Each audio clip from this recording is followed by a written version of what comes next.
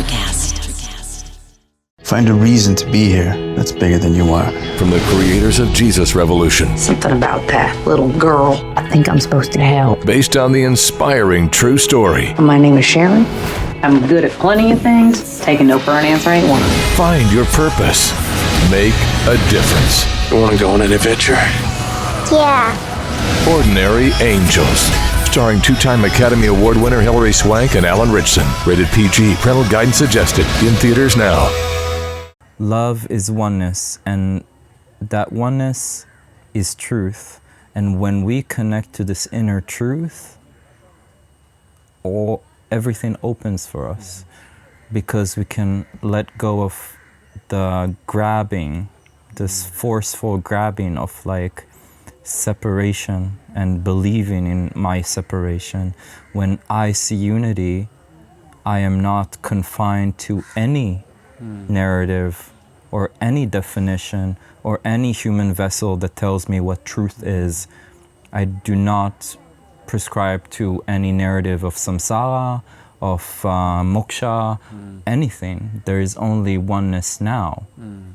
I have a choice to perceive that oneness now within my heart and love now within my heart, and that is the infinite present moment, and there's nowhere else to go.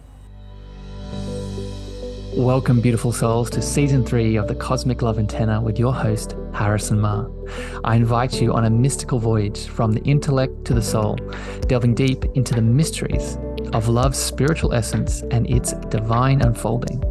This podcast celebrates the peeling back of heart layers, revealing beautiful, profound lessons, interviews with loving spiritual seekers, and practices and tools to open up your heart to love's infinite wisdom. I'm so excited to have you and grateful that our hearts have connected. Enjoy the show. Hello, beautiful beings. I'm jumping in here right at the start to put a little disclaimer for today's conversation. As you can probably hear in the background, there's quite a bit of noise. And the main reason for that is I'm currently podcasting abroad in India, which is beautiful in many ways. But one of the downsides to this is not many areas for quiet podcasting. So in today's chat, I want to apologize for the sound quality not being up to scratch compared to other recordings in the past, but I promise that the content and the love and the frequency is in it just as much as any other episode. So tune in, tap in, and as always, I hope you get a lot of loving value out of it. Good morning, evening, afternoon, magical beings. Welcome back to another episode of the Cosmic Love Antenna. Today's a very special episode for more than one reason. The first of which is today is the first in-person live. I've done live episodes before, but first in-person, in the 3D, interviewing a powerful man and guest that I'll introduce here in 2 seconds. So it's new and exciting for that. I'm also, if you can hear the birds and you can feel the frequency of the environment, I am currently recording in India, so there's kind of going to be 3 of us here today, and I hope that you can really open that into your heart. Today's topic is the mystical worldview, mystical teachings of the Kabbalah, and I have a beautiful friend, mentor, brother, mystic, the lovely Zohar from Israel. Zohar is a soul that I met while on my travels here in India, and he, as you'll connect to in a second here, is a big, powerful, channeled heart with a lot of teachings, a lot of guidance, and most importantly, a lot of love to give. So, Zohar, welcome to the Cosmic Love Antenna. Thank you for having me, and thank you for initiating this. Thank you. I'm really excited, and I can already feel everything coming through. So let's begin. I'm very excited to just chat with you in general, as we always do. Yeah. But I think for the case of this topic today, the Kabbalah, and having some kind of structure here for people to really learn. I kind of want to start sort of surface level, and then we'll go deeper and see what comes through. Let's do it. Okay, good. So I'm very new to the Kabbalah, and I think for people tuning in, I think a lot of my community will most likely also be new. So let's start with a definition. Your definition. How do you, when people either ask you or you're describing to someone that's new like myself, what is the Kabbalah and why is it important? Okay, so with Kabbalah and definitions, we can go to so many directions, so many levels, so many kind of perspectives and dimensions, because it's kind of like almost an infinite world of wisdom and kind of practices. And I think if we want a definition, let's go with the word itself. What kind of the word entails, what it vibrates to us, what it communicates to us. And in Hebrew, Kabbalah is a very interesting word because it means literally receiving and also acceptance. So it's kind of it has those both dimensions. That is both kind of a more feminine kind of like a movement, you know, that is an internal movement of acceptance, kind of complete surrender, and of receiving, being a receiving vessel. Which is already really interesting. I already like really feeling a deep resonance to this. You know, a big intention of this conversation is really to look at not just the Kabbalah, but also the Kabbalah through the heart lens, right? Through the and you know, heart practices and love practices that I want to talk to you about in a bit. But you know, when you say Kabbalah means, you know, acceptance or receiving and acceptance. Yeah. Acceptance and receiving. Both. I think I have a lot of stories, maybe people tuning in also do, of okay, I can receive love, but I could also not be accepting it. Like I could be receiving love from Zohar right now, but there could be parts of me that aren't accepting that receivership. So would you say, is there a significance that there's both, like that there's receiving and acceptance? Why both? I think, and that's beautifully, because that's kind of where I was continuing with this. So Kabbalah is both receiving and acceptance, like its translation, and also it's formed. Hebrew is like a root language. So the root of Kabbalah is kibel. So it's kuf bet lamed, which is composed of the word heart, which is lamed bet, which is composed of an external and internal movement. Lamed is external, bet is internal. So it's unifying the external and internal into a heart, into a channel, and it has kuf. It starts with a kuf, and kuf is the word of grounding. It's one. If you even look at its form, it's the most. How would you say it? It's even like a masculine, because it has a line, a narrow line that goes deep underneath the ground, like underneath kind of the limit of the usual letters. So it starts with this very, very grounding, very forceful, very strong anchor of a letter, and then the heart. And then kind of like the meaning of this combination is acceptance and receiving.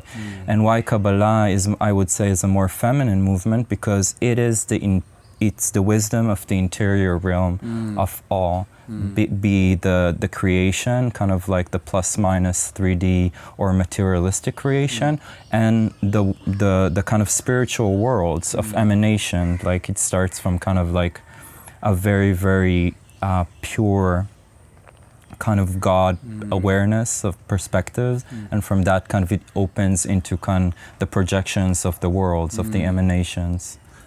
I want to speak about that pure God awareness part of Kabbalah. I read interesting, I was doing a little bit of research before we started talking to really just have some, you know, places to go with this conversation, because this is very new to me. I've started to learn about the Kabbalah and sort of Hebrew mysticism, and just from being around people like you, like up until I came to India, like all of this is new to me, right? But it also it's new, but it's not, right? And this is the interesting part. Exactly. It's new, but it has like this beautiful mystical foundation that is in everything.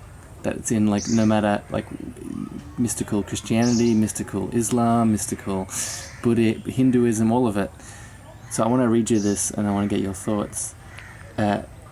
According to Kabbalah, only by describing what God is not can God be defined. God is without end, without spatial or timely boundaries. God is never illustrated in human form and is without gender. Yeah. So I'm wondering if you can speak to the significance of this in the Kabbalah and why it's so important. Yeah. Okay, great. Thank you. Thank you for bringing that. It's kind of like the base. It's touching the base core of the wisdom, and I think, as you said, I want to touch about it. It has deep similarities to the mystical teachings of, the Sufism, Tantra, the Upanishads. Yeah. Like, it's kind of, it really goes into this core thing that is beyond culture, beyond religion, beyond even our human identities, our human kind of perspective. It's just such a vast wisdom. And touching with what you said, the Kabbalah, and I think I would note where it's written and where it's explained thoroughly in the book of Zohar, which is one of the main books of Kabbalah. It's a very, very deep, there's different volumes, yes. I would say. Yeah, it's just the most famous, deepest. Yeah, one of the most. Yeah. There's the book of creation that is, they say it's assigned to Abraham, that he didn't write it, but he kind of passed it on orally, and then it was written after the fall of the first temple. Mm-hmm. And then there's the book of Tree of Life. Yes. And the Tree of Life is a book that kind of gives you the world of the Sephirot, yes. the spheres, yes. kind of like the kind of spiritual dimensions that we live in. So in the book of Zohar and in the Tree of Life, it starts by saying this. In the beginning, or prior to creation, prior to form, prior to any type of formalization, be it a thought, letters, of course matter, any sort of an isness, an identity that is like formulated, the infinite light filled the entire existence. And the infinite light fills the entire existence is the only truth. Yeah. This is the one truth of oneness, the one truth of love. In Hebrew, love and one is the same numerology. It's the same thing. So the oneness of the infinite fills the entire existence. That is to say that there's only oneness, there is only love, there is only infinite light. That is your existence. That is my existence. It's beyond comprehension. It's beyond comprehension. This is the existence, and the existence of the infinite is beyond isness or is notness. Yes. It composes of both. It holds all contrasts. Yes. So it says in the Zohar, in the beginning, and in the Tree of Life, in the beginning, the infinite light filled the entire existence. So prior to form, prior to creation. And in order to be identified, as you said, or in order to create, in order to do anything and to be aware of itself, the infinite light, before it created, brought forth what it's known as contraction, tzimtzum. This is kind of like the most primal movement of existence, that it's kind of like it contrasts, it creates a concealment in order for it to be a void, and within that void anything could be created. Within that void there is self-awareness, within that void there is a possibility of unification and connection. So I just want to sit with that for a little bit, because there's a lot just to receive in everything that Zohar just channeled and shared. The question that comes up for me, this void, that you're speaking of, as we are now here in form, is the void, one, accessible, and two, if it is accessible, what does that bring us? What does that help us to? So like I give a very practical example. I spoke to a person this morning actually. There's a lot of people in the world that are searching, looking for answers, looking for their purpose, looking for, okay, what's the thing that needs to be done, right? There's almost like a uneasiness that a lot of people have around the searching, the looking for this thing. But it feels like what you're talking about, this void, is almost like a fullness that is always there, like a wholeness that is always there, like something that, like a deepness that is always there that we can tap into. Yeah, it also says in the Zohar that the void exists within the infinite light. So the void is kind of a concealment as a platform in order for you to have a playground of acknowledgement, of self-awareness, of self-acknowledgement, and of evolution and development. Without the void, without the platform of, if you will, blackness or darkness, or a negative to the light, there is no space for movement, for expansion. And that is why the only way for the light, the infinite, to expand, because there is no expansion within infinity, is to create or to allow a severance or a separation within the light.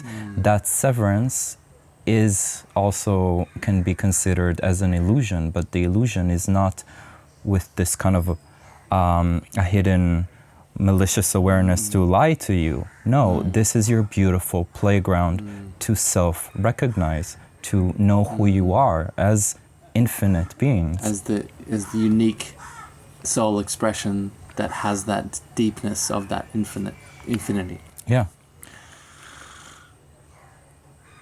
The one knows it's one when it's becoming two. Yeah. You know. Or like I'm here to be in love, but not just with oneself, to be in eros with other versions of love. Yeah. To have a reflection. Yes. There's a very strong concept in Kabbalah called panim el panim, which is face to face, which is also kind of like the two angels on the covenant. They're facing each other. When you have a face to face, it says that the divine feminine attribute of God is revealed. It's the divine feminine attribute is the Shekhinah, and that is revealed. It's a revelation of God. Shekhinah is a revelation of God, and that is revealed when you have a face-to-face encounter. And in order for you to have a face-to-face, you need to sever yourself into supposedly different entities, and then you can have a Shekhinah. Explain that word. The Shekhinah. Okay, Shekhinah comes from the root Shechan, which means to dwell, and it's Shekhinah. In Hebrew, there's the gender. Shekhinah is feminine. It's feminine. It's kind of like we see it as, or we feel it, like the kind of the sense of it is the divine mother or the divine attribute of the creator, which is a creator is a masculine a line kind of force, like externalization, and Shekhinah is an internal round circle, internal movement, and the Shekhinah is the dwelling of God. God becomes feminine when he has a vessel to dwell in, because a vessel is feminine and the light is a masculine attribute. The light penetrates and the vessel receives, is penetrated. So when God is penetrated by himself through the void, then he is feminine, he is Shekhinah. So in Kabbalah there is a he and a she for God. It's not a it, it's always he or she. But that he or she is not human.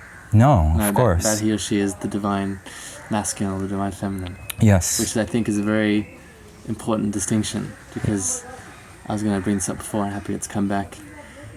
That quote that I read you in regards to God is never illustrated in human form and is without gender. Yeah. Right? And what we're speaking about is both not human form or gender. When we say masculine and feminine, it's not gender masculine. No. It's not gender feminine. It's that the energy or or the line or the circle. Yeah. Which, I want to speak about this now because, I've done many episodes of the podcast really speaking about how there are these beautiful, mystical, loving foundations in all of the world religions, and simultaneously there's these layers of dogma and separation energy that cause a lot of fear and pain. Yeah. And it's very easy to then subscribe the whole mystical teaching or the whole mystical philosophy because of these series of these sets of dogma. Mm-hmm. And I think one of the biggest groups of dogma,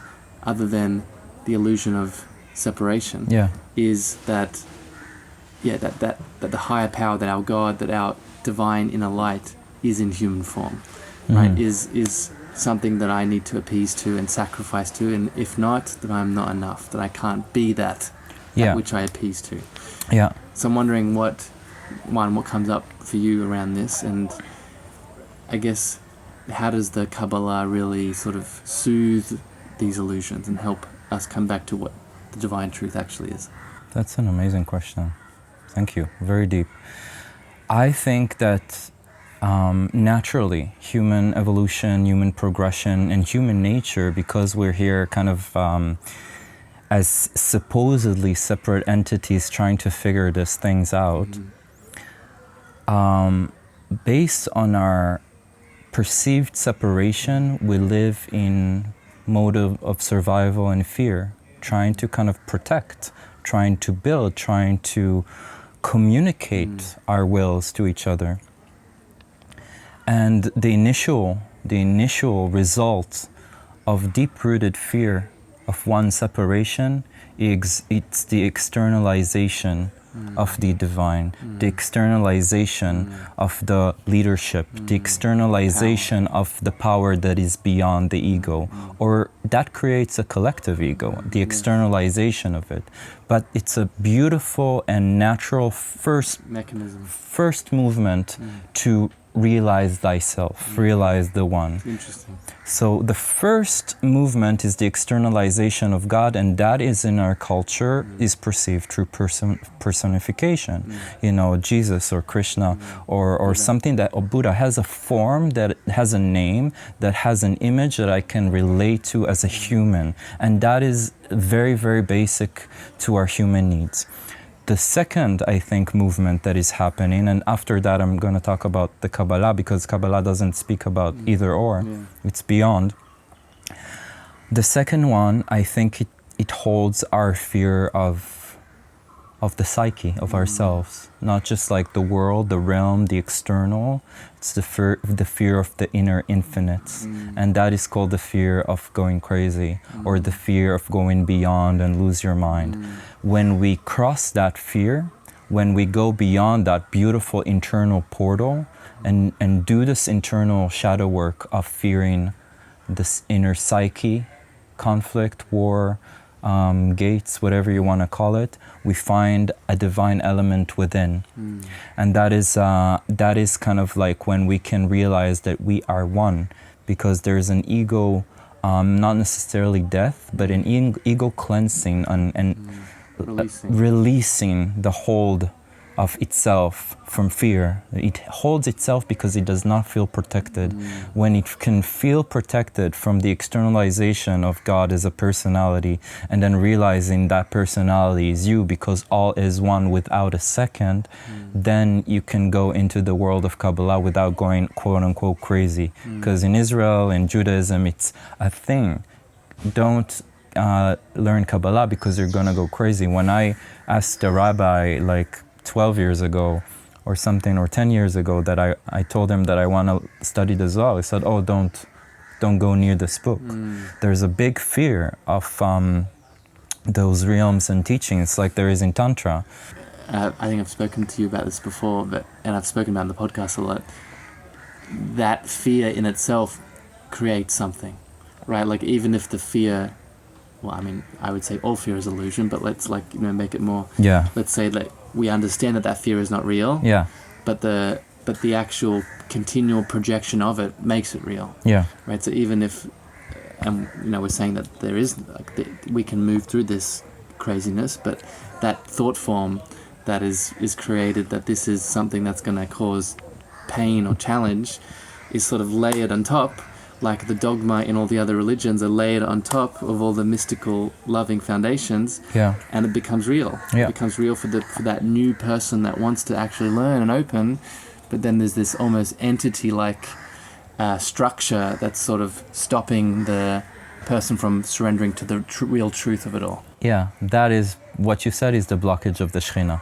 When the Shekhinah is not revealed. That's why the beauty, the Shekhinah is a movement of either contraction and concealment or of revelation.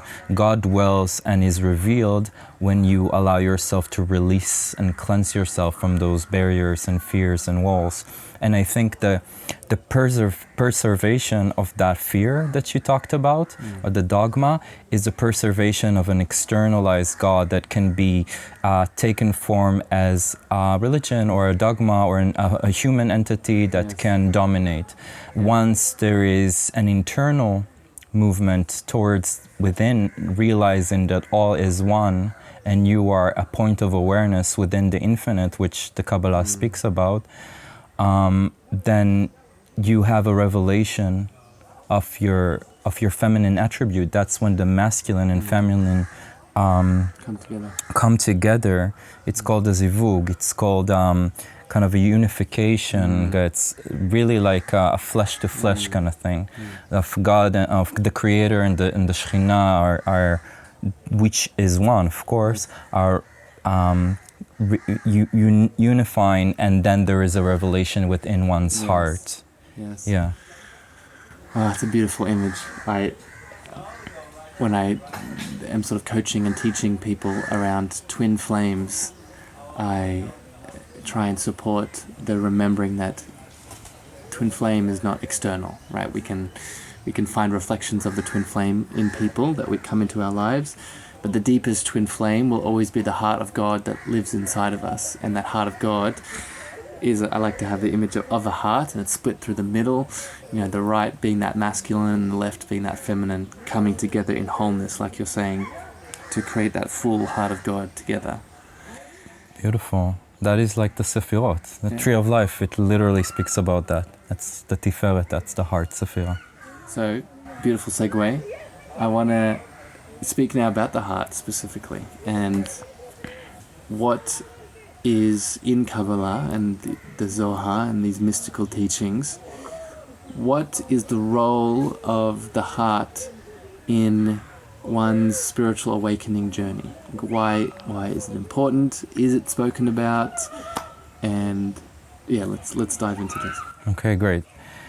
There's many schools of thought within Kabbalah. There's many different teachings, so definitely it's spoken about. I'm gonna go into kind of like the more sourcey, like Tree of Life, Zohar kind of stuff, because after that there's the movement of Chassidut, which is very much heart-centered movement. I would even connect it to say it reminds me of the Krishna devotional movement.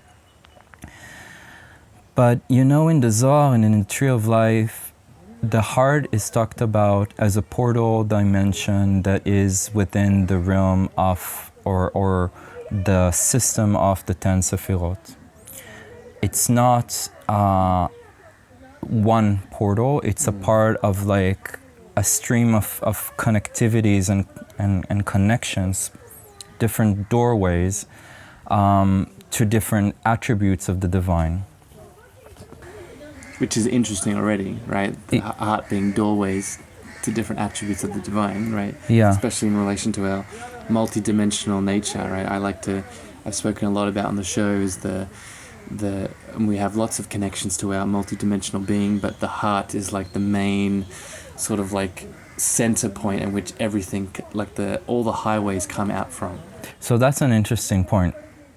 If you look at the Tree of Life, there's right, left, and middle. And the middle is 1, 2, 3, 4 Sephirot. One of them, if you consider another extra one, we're not going to talk about it. Four ones. And 4 ones is kind of like the middle way, the middle way that is connected straight to the crown. And one of them is the heart, which is the Tiferet, which means mercy, or you can say compassion. It's the first Sephirah that unifies left and right, feminine, masculine, and polarities. And that's the first portal to unified polarities within your existence is the heart. And it unifies the chesed, which doesn't have a translation in English. You can call it giving or loving kindness. It's giving loving kindness to the world. It's what the infinite wants to give to you. That's why the creation was created. It wants to love. And then the left is gevurah, which is limit or a vessel or kind of like a boundary, because without a boundary, the infinite cannot give. Because in order to give, you need a receiving vessel, you need a limit. So once you combine and unify the right giving and the left receiving limit, you have the next portal that opens in the tree of life, which is the Tiferet, which is the heart. It's the heart of God, first of all, because we are it. It's beyond human. That's why it's the tree of life is considered like the first human beyond beyond. It's kind of like maybe the science of the soul, if you want. And then the Tiferet, once it is revealed or open, it's a channel to all the other Sephirot, and that kind of gives you a new severance between right and left, which is domination and surrender. Which domination is important. This kind of like masculine sense of bravery, and I can do it, and I am confident, and I'm gonna go and conquer, and I'm gonna create in the world. I have this sense of even a separate I am that wants to do something in this world. This is important. But then you have the left side of it, which is surrender. It's hod. Hod is gratitude. Without the gratitude and the surrender, you cannot actually bring fruits into this I am that is really like, bring it on, world. I'm gonna do it all. I'm gonna jump into the water. And then it creates another middle line, which is the Isaral, which is the sex. This is the sex can birth. Let's pause there. I want to come back to that for sure. Yeah. I want to speak about that sex portal and its relationship to Kabbalah and everything. Yeah. But I just want to share with you, and I think I can't remember if I've shared this meditation with you, but for people listening on the show, I think a lot of my followers have heard me talk about, either on the show or in the meditation, I often connect the heart chakra as a flowering lotus, and each lotus petal has a beautiful spiritual teaching or lesson or tool or practice that we can lean into, whether it's surrender, acceptance, forgiveness, compassion, divine kindness, presence, mindfulness. And it just, what you're saying around these different portals that open up, it's very similar to these different petals that open up slowly. Yeah. So it's to me it's just like, it's reassurance that I think on this spiritual path, no matter what teaching, philosophy or reference point that we're using for guidance, in this example today being Kabbalah, there's this similar theme of you never need to take all the steps. You just need to take the one step, the one teaching, the one sort of lesson that's coming up for you right now in this present moment. Yeah, because the allowing, acceptance, receiving and surrendering, this kind of like Shekhinah movement of allowing God to dwell in you without you needing to do anything, just accept and receive the light, that allows you to open all the portals. That is the movement of light that comes through all the spheres. And as you said, like there is a lotus, the spheres are like a bubble within a bubble within a bubble within a bubble. We say there's 10, but there's infinite, because it says that the last one touches the first one like a circle, and they're infinite, Yeah, I was just speaking to this with our friend Lily mutual friend Lily was speaking about the different energy bodies. That's another structure similar to what you're saying with the bubbles. And our different energy bodies, while they are separate, they're all interconnected with each other. So if I'm doing something through my physical energy body, there is a part of my mental sphere or mental bubble it's all weaving together, and it's a beautiful dance. Yeah. I want to go back to the the sexual portal that opens up in this Kabbalistic worldview. So what is the significance of this gate and portal opening it up, and what is its connection to something you just said, the allowance of God being inside of you without doing anything? Like, what is the connection between the sexual portal and that Heart.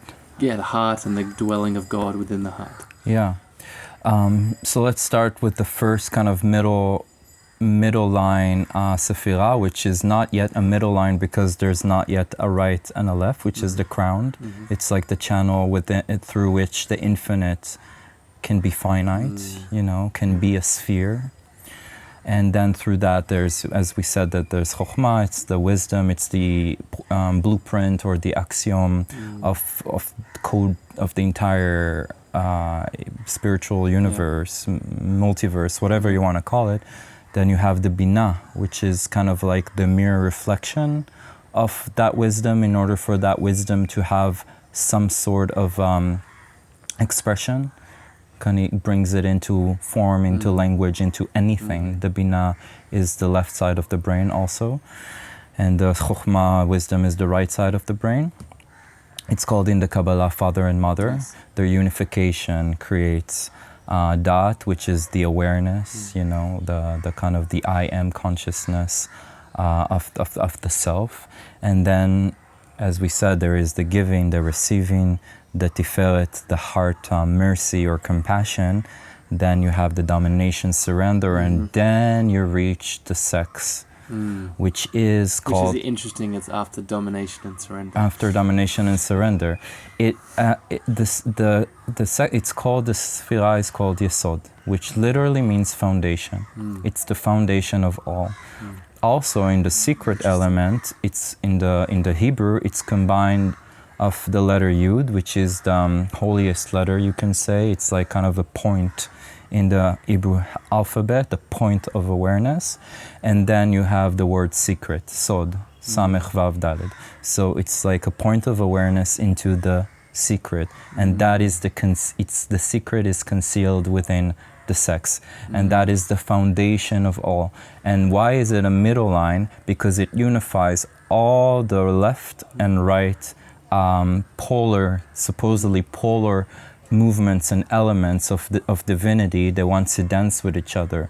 It unifies them all. And in Kabbalah, beyond kind of like the sexual or life force element, it's known as dvekut, of like the ability or possibility of the one eye to see God within all, within everything. The yesod, through the sexual organ, you have the portal, an ability to see the divine, to sense the divine within this entire creation, and it's called dvekut. Dvekut literally means glued, to be glued to, to the one. There's a big rabbit hole here. It's infinite. Yeah, it's infinite. It's an infinite rabbit It's infinite. Hole. But it's like,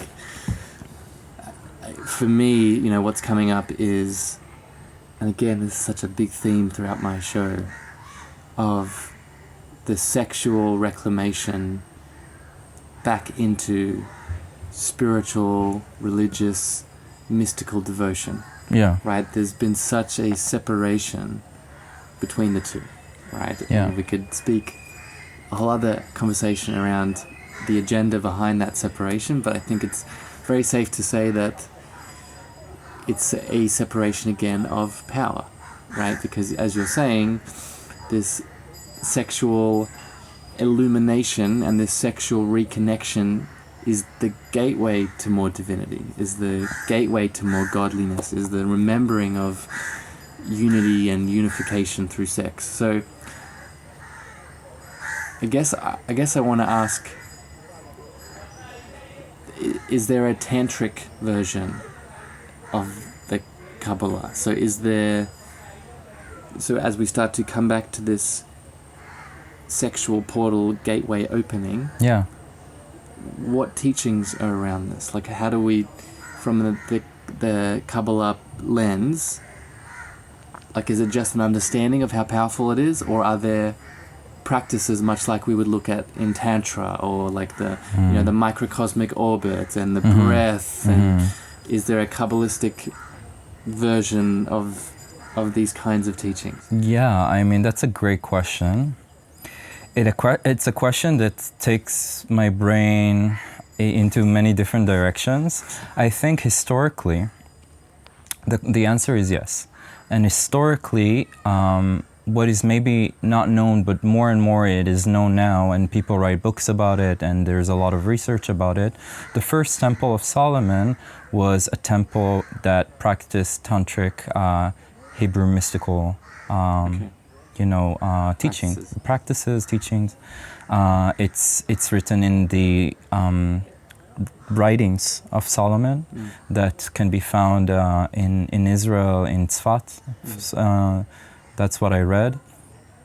And it's hidden and concealed in our culture. It's something that we are afraid of, and there's a reason for it. I don't put a judgment on it. Kabbalah is super vast. What does that mean? It has black magic, like Tantra. It has white magic. Why? Because you're dealing with the code of creation. So if people during the last few thousand years have feared this knowledge, and the Gnostics try to even take that knowledge and to make it accessible to the Christian world and a lot of things. People fear this knowledge because this knowledge gives you a lot of power. And if your heart is not pure, you can use the power to dominate and control. And this is exactly what happened with Tantra in India. You know, the women or even, men that put the tika on the third eye is for protection, because in past times it was used, the third eye was used to kind of like bring women, in, kind of like control and manipulate the thought, and you needed a protection. Within each ancient mystical thought, you deal with upper realms, so you deal with powers, in Israel or in Hebrew Kabbalah, it's called Kabbalah Ma'asit. Literally, it's called practical Kabbalah. Practical Kabbalah has black magic and white magic. And it's black magic, it's basically just to say what is the intention of the human. Because by essence, it's good. Yes. You're dealing with this powerful code. You can like summon angelic realms and make them do things for you. This is how powerful you are as a human. There are books about how to do it in Hebrew. If the intention of the person is impure, it can use it for bad. Black magic. If the intention is pure, you use it in communion with the divine, and you use it for unity. And that's why there was fear from it, and people are fearing this knowledge. And in India, people fear Tantra. I didn't know that before I came to India, but many people I talked about, they're like, oh no, we're not touching Tantra. It really reminds me of the conversation in Israel about Kabbalah. But more and more, the young people are allowing themselves to delve into this beautiful wisdom, because we trust ourselves, and we do it from connection. And the intention of love. I think there's so many souls now coming in that just are ready to go, right? Ready to just like start showing up fully in their light, and they have this beautiful intention of expansion and helping not just themselves but people around them, and that's the conduit that they're going into all these different teachings around. I want to hit on something. I have a couple more questions before we finish. Yeah. And it's the practical side of Kabbalah. So we've spent now a bit of time speaking about some of the philosophies, the teachings, these deeper mystical foundations. But if people are tuning in and maybe they've been resonating with it, this is something they want to dive deeper into, other than going to like you personally or reading a book, what's, maybe one or two practical ways to really start, and this is so important, like embodying the Kabbalah, not just learning and intellectually understanding, but embodying this mystical wisdom?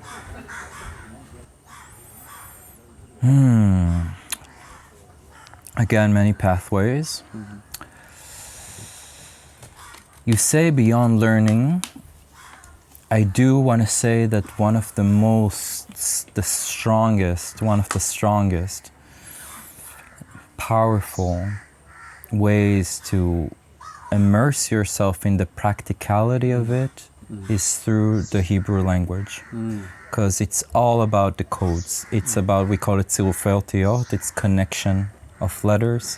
Each letter holds a specific light. Each connection of letters creates an emanation of a more of unique, different, if you want to say different light. So this is the spelling, the spell, the literal, like it's the code of creation. And explain that, because Hebrew is like a, you've referred to it before, like a mother language. It's a, what's it called? There's a name for it. It's Sfat Kodesh, literally the holy tongue. It's like Sanskrit. Right? Sanskrit. There's another one, Sanskrit and Ancient Egyptian. Yeah. Those three languages are known to kind of hold codes for creation. So once you know how to work with the vibrations of Sanskrit, with the letters of and the vibrations of the Hebrew, and Ancient Egyptian is mostly lost. We have Sanskrit and Hebrew that a lot of people know. You start to play, you can use the action play, with the internal realms of creation, like you do within yoga practice or tantra practice with mantras. You do with the Hebrew letters. There's meditations on not just the Hebrew letters, but actual the vibration, the sound that comes from each nikud. It's each way to verbalize it, each sound of frequency that comes out of a language. So that is, I'm not going to say to anyone, go and learn Hebrew, but put that in your consciousness that it's a very powerful tool. And I'll just say this, right, to your point of you don't need to go learn Hebrew. You can just be in its frequency and things happen. I've joked with you about this, and I've shared this on the show. I've spent, almost 5 months now in India, and 90% of my time has been around Israeli people and the Hebrew language. And yes, I've taken on some words, but the biggest impact that the language has had on me has just been being present in its expression, right? Just having it in my awareness and being conscious of its vibration, as you would say, has impacted me, right? Has allowed me to open my heart, or to say a certain thing, or to feel a certain thing. So it's, I think learning it is good, but just being open to receiving its frequency can also shift a lot. Yeah, and if you want, there's just meditations you can listen to with like specific prayers, or even just the different words for God, which each holds like a very specific vibration that is very holy and very powerful. Like, Yehovah or Yahweh is like one of the most known names, and it holds within it so many codes. Once you delve into the Hebrew of it, you literally see the divinity within that word. And when you say holds codes, and accessing these codes, one could just go into a meditation for like 15 minutes, for example, and just listen or repeat it like a mantra, and that's how they would access the codes? That's a way. You kind of allow yourself to be a vessel, receiving and acceptance, and also allow your imagination. The image of God is also kind of a Kabbalistic idea. It came from the word image in Hebrew, it's tselem. Tselem comes from tzel, shadow. Like we are like a shadow or a negative of the light. You know, when God perceived himself or itself for the first time in the story of creation, he saw light, and he saw the light was good. Itself perceived himself as the first attribute of goodness, and that is how the human perceives the divine, good. This is how God perceives himself through its negative, which is the shadow, which is the tselem, which is the image. And that is portrayed through human, because human has the choice between the tree of knowledge, good and evil. And that's also a Kabbalistic idea. All of this came from Kabbalistic ideas that were prior, you know, in Egypt, in Mesopotamia, you know, all like this, the Middle East. And it came into the East as well, to this land, prior to receiving of the Ten Commandments and prior to the Torah, the Old Testament. This is a really strong knowledge that is prior to all religions, actually.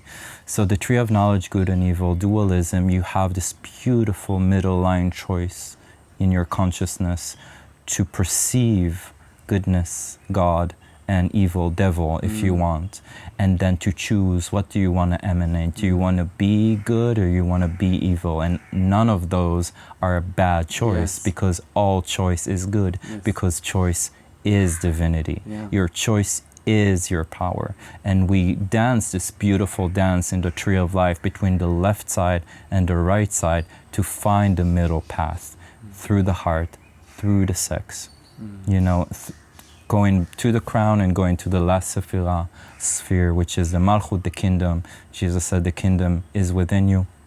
It's the Malchut. Malchut is the literal creation.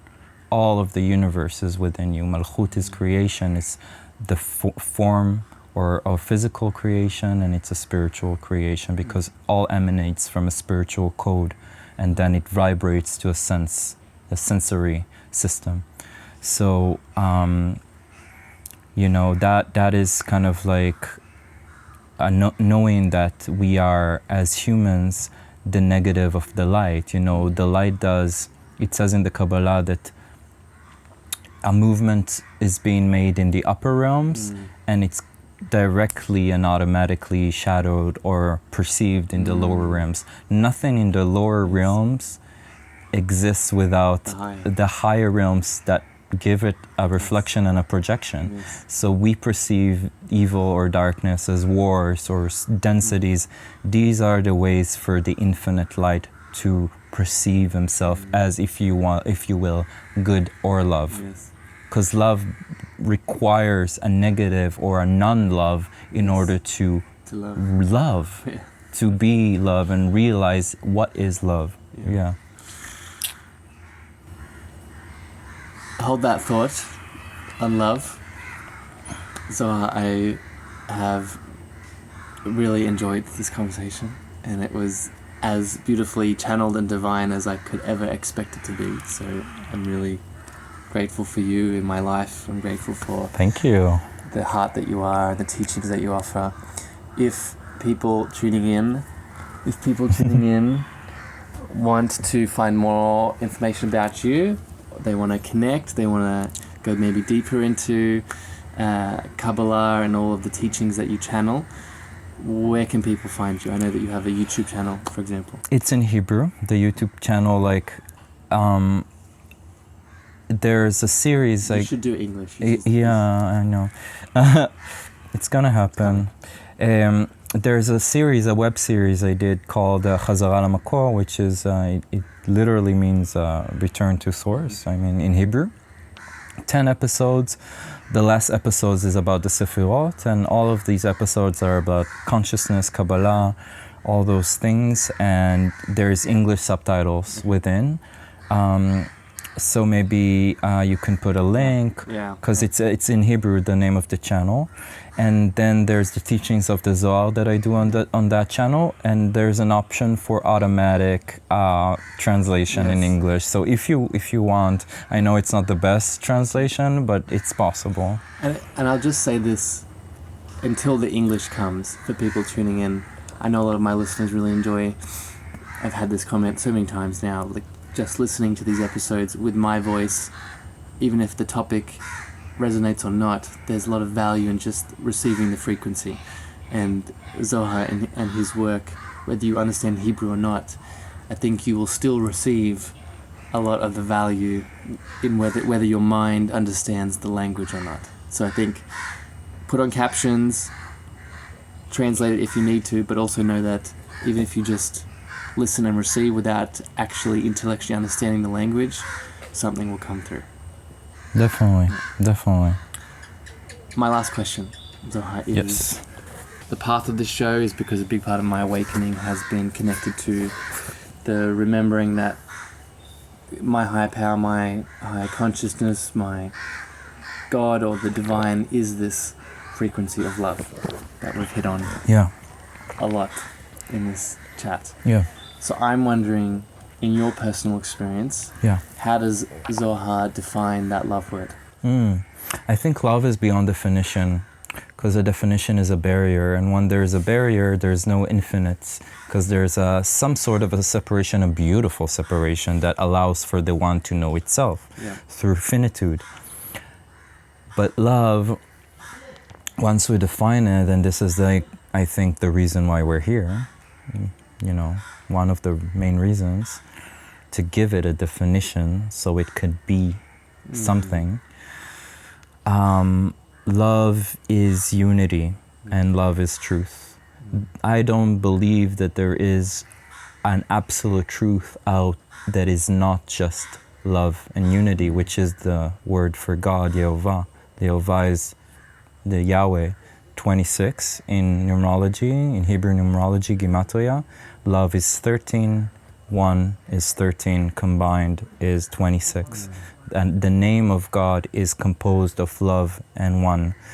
That is the only absolute truth. Within that absolute truth, there is infinite perspectives of perceiving that love and oneness.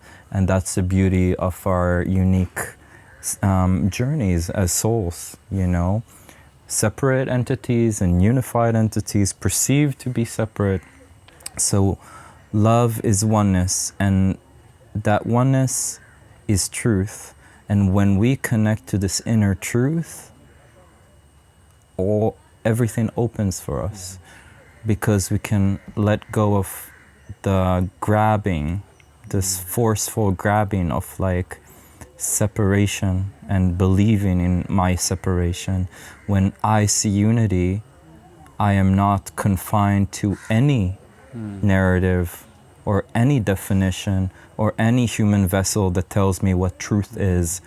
I do not prescribe to any narrative of samsara, of moksha, anything. There is only oneness now. I have a choice to perceive that oneness now within my heart and love now within my heart, and that is the infinite present moment. And there's nowhere else to go. Any externalized path is an externalized path, and that's beautiful, but is it the absolute truth? I think it's just a perception. Yeah.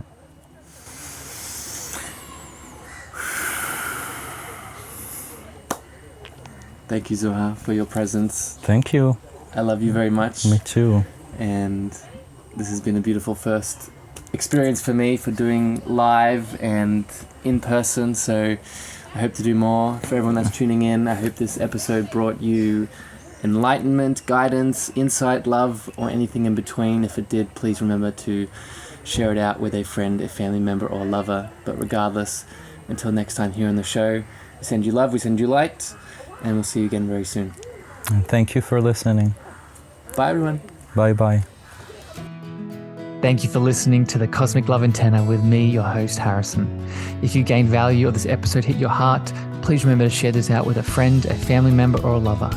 You can also leave your love over on Apple reviews and Spotify star feedback, and this helps me spread my frequency to more souls in need. Finally, if you want to connect with me deeper, want to reach out, interested in coaching, please follow me on Facebook, Instagram, TikTok, and LinkedIn at Harrison Ma, Ma spelled M-E-A-G-H-E-R. Sending you so much love.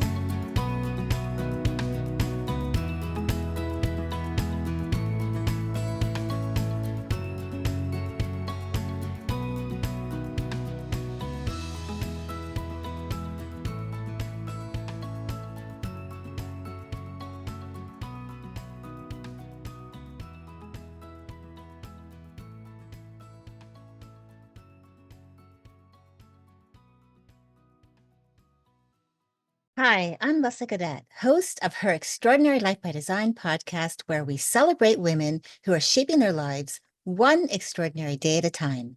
I speak with women from all over the world about what they do and how they are passionately pursuing their dreams and creating meaningful impacts on their communities. So come join us and learn about all there is to learn about these extraordinary women. Hey there, I'm DC. I host the rock podcast, Back to the Arena, The Interviews. It's about a 30-minute podcast where I talk one-on-one with a band who has released new music. You can find us on all the best podcast sites like Spotify, Apple, Google, iHeartRadio, and more. If you're a rock fan like me, subscribe today to Back to the Arena, The Interviews. Electricast. Electricast.